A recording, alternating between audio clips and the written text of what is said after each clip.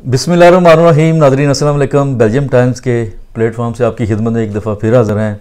नाज़रीन, आज एक बहुत ही हम ख़ास प्रोग्राम लेकर आए हैं और अपने ख़ास मेहमान चौधरी शफीक जाट साहब, जो पाकिस्तान तहरीक इंसाफ बेल्जियम के चीफ़ ऑर्गेनाइज़र हैं और ये वाहिद शख्सियत हैं जिन्होंने पूरे बेल्जियम में एक हलचल मचाई हुई है और जितने भी लोग हैं इनकी कोशिश है कि वो सारे PTI में शामिल कर लें और इसमें वो काफ़ी हद तक कामयाब भी हुए।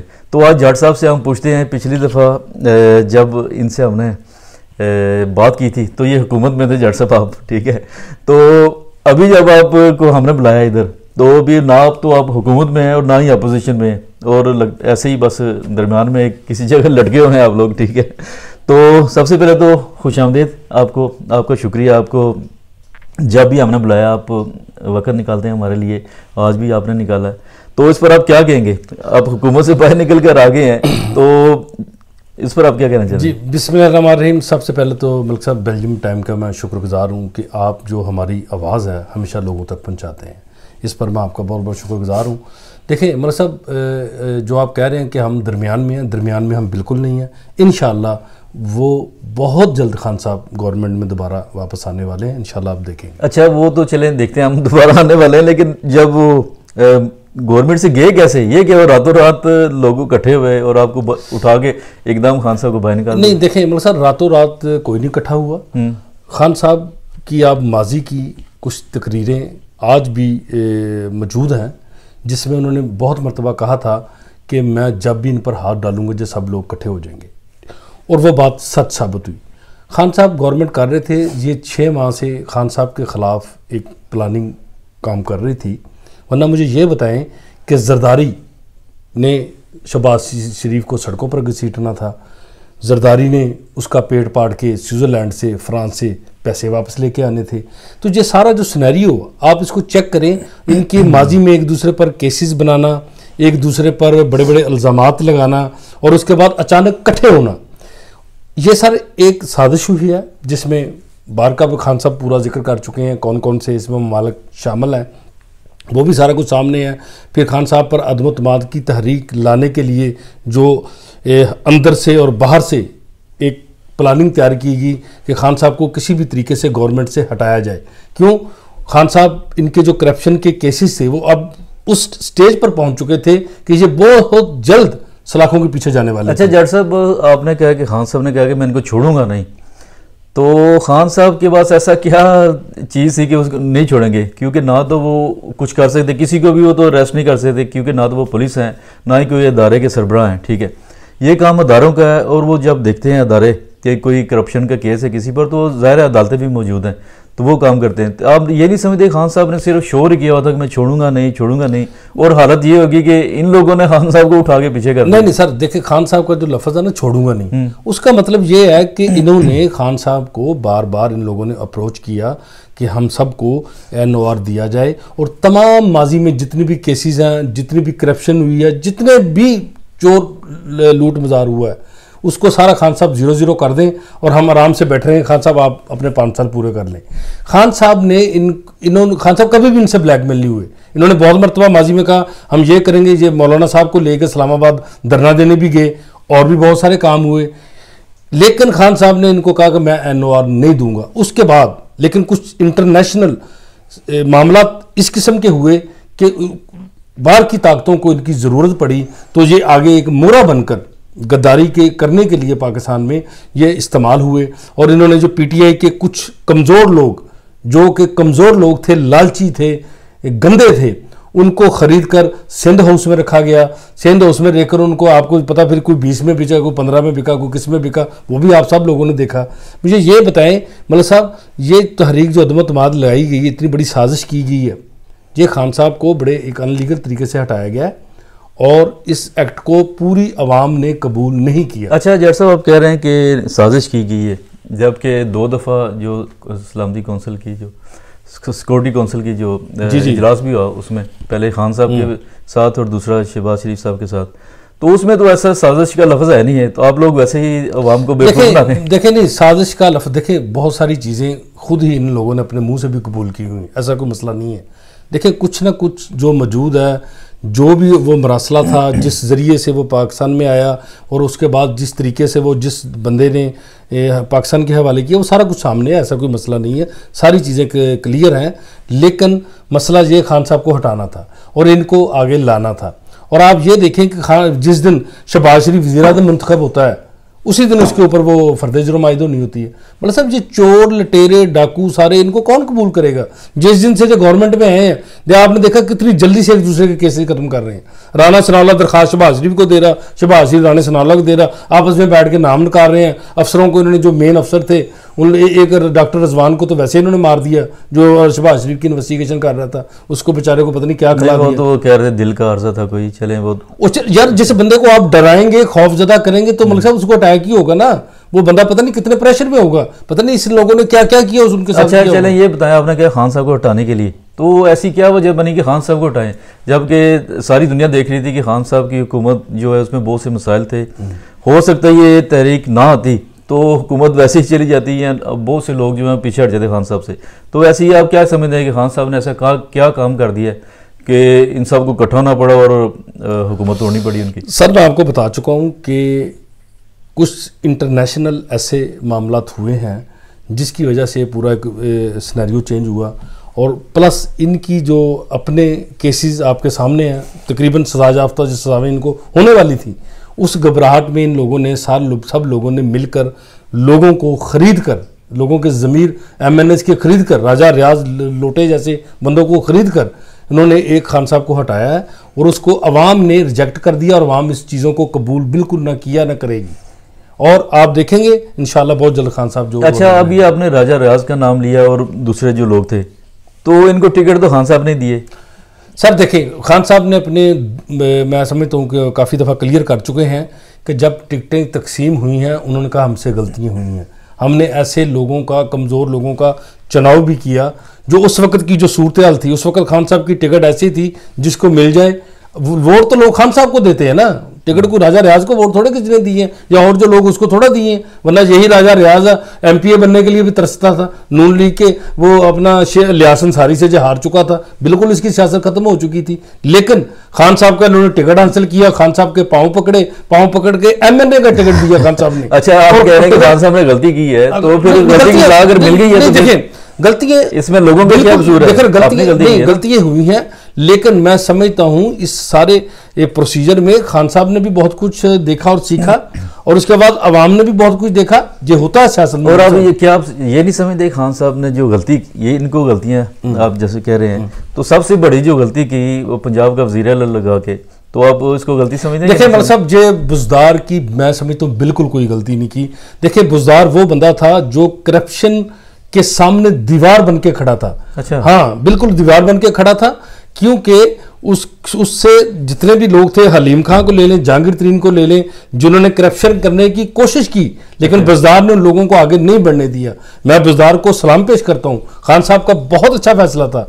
ये बेशक आप आज आपको नजर नहीं आ रहा, आप समझे बुजदार ने खान साहब की हुकूमत फिर मुस्तकबिल में अगर आती है तो बुजदार साहब दोबारा वज़ीर आला। सर ये तो मैं नहीं कहता कि बुजदार दोबारा फिर वज़ीर आला मुंतखब होंगे, लेकिन जो भी पार्टी मुशावरत फैसला करेगी, अगर बुजदार साहब इस चीज़ के अहल हुए या उनकी जो पुरानी माजी में जो उन्होंने काम किए, हो सकता है उनको दोबारा मौका मिल जाए, ये नहीं मैं कहता। लेकिन जब वो वज़ीर आला थे उन्होंने करप्शन को रोका और इन लोगों के आगे दीवार बने, इस बात पर मैं सलाम पेश करता हूं। जिसने जहांगीर तरीन को रोका, जिसने हलीम खां को रोका, और हमारे खान साहब ने ये नहीं देखा कि ये लोग हमारे पार्टी के लिए मतलब कि हमें कोई फंड दे रहे हैं तो हम इनको कहें जी आप पंजाब में लूट मार करें। खान साहब करप्शन पर समझौता नहीं करते, जिसकी वाज़ह मिसाल जहांगीर तरीन है, हलीम खां। उन्होंने कहा अगर इन्होंने करप्शन करने की कोशिश की है या माजी में की है, आप इनको सजाएं दें। इससे बड़ी और मिसाल क्या हम बात करते हैं पाकिस्तान में जो मार्च हुआ था, उससे पहले बात करते हैं कि खान साहब ने बहुत ज़्यादा जलसे किए,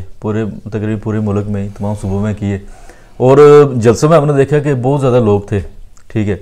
लेकिन जब लॉन्ग मार्च के लिए खान साहब निकले तो हमने देखे कि, और हुकूमती ज़राए भी यही कहते हैं कि चंद हज़ार लोगों के से ज़्यादा तो बंदे ही नहीं थे। तो फिर आप लोगों का कहना है कि हुकूमत ने हमें रोक दिया। तो और खान साहब ने वादा किया था पूरी कौम के साथ, मैं इस्लामाबाद जाऊँगा और उस वक्त तक बैठूँगा वहाँ पर जाके जब तक इलेक्शन की तारीख नहीं मिलती और ये हुकूमत नहीं जाती, इन दोनों में से कोई काम भी नहीं हुआ और खान साहब वापस पेशावर बैठ गए, इस पर क्या कहेंगे? सर देखें मलिक साहब, जब से खान साहब को इन्होंने गवर्नमेंट से हटाया उससे लेके मैं अभी तक ज़्यादा टाइम नहीं गुजरे, 1-2 माह जो भी गुजरे, उसके अंदर देखें खान साहब के अंदर अवाम का आप रद्द अमल देखें। अवाम सड़कों पर बाहर आ गई, खान साहब से मोहब्बत का इजहार हर कोने कोने पे किया गया।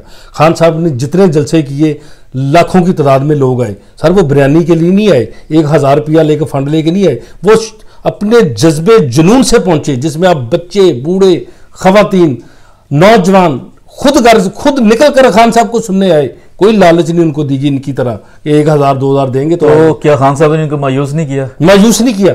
खान साहब ने उसके बाद कहा जी हम लॉन्ग मार्च करेंगे, लेकिन खान साहब से जो इतने खौफजदा हैं, वो राना सनाउल्लाह जिसकी मूछें भी टेढ़ी हैं, ये सब लोग इतने उनसे डरे हुए हैं खान साहब से कि ये मतलब कि अगर 20 लाख बंदा लेके या 30 लाख लेके बंदा इस्लामाबाद आ गया तो हम तो फिर दोबारा जेलों में तुर जाएंगे।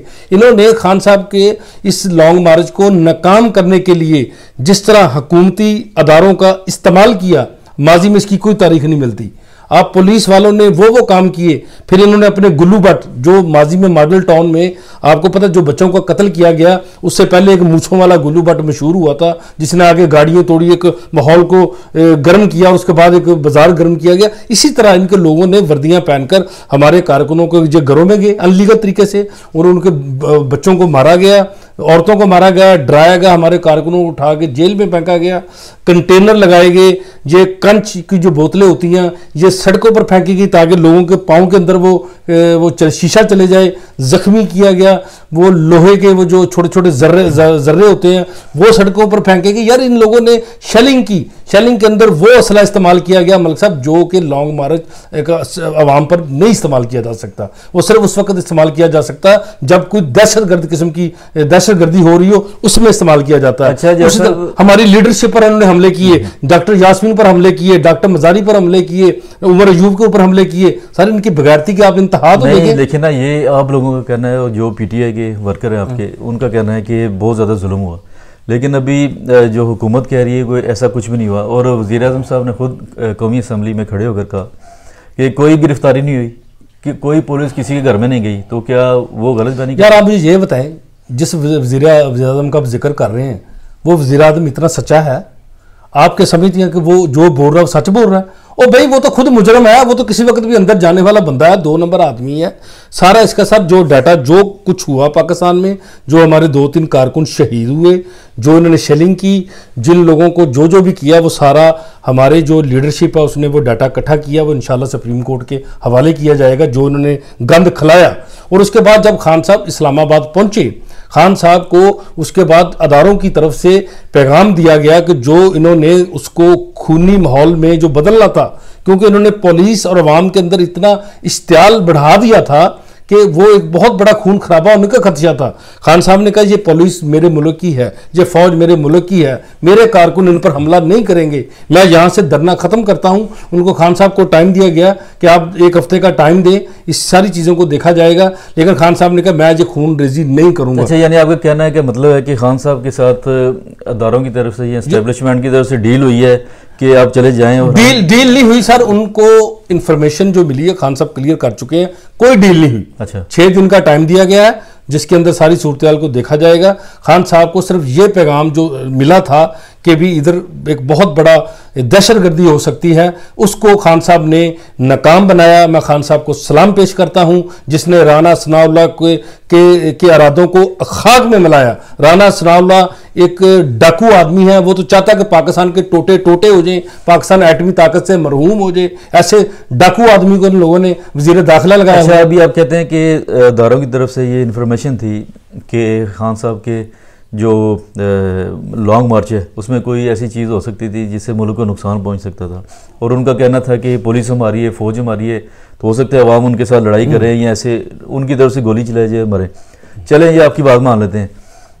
6 दिन के बाद अगर दोबारा खान साहब आते हैं, उनकी बात फिर नहीं मानी जाती, फिर उनको कहा जाता है कि जी खतरा है, आपकी जान को खतरा है, दहशतगर्दी हो सकती है, अवाम की लड़ाई हो सकती है, उनको गोली मारी आ सकती है या अवाम हमला कर सकती है, तो फिर वापस चले जाएंगे।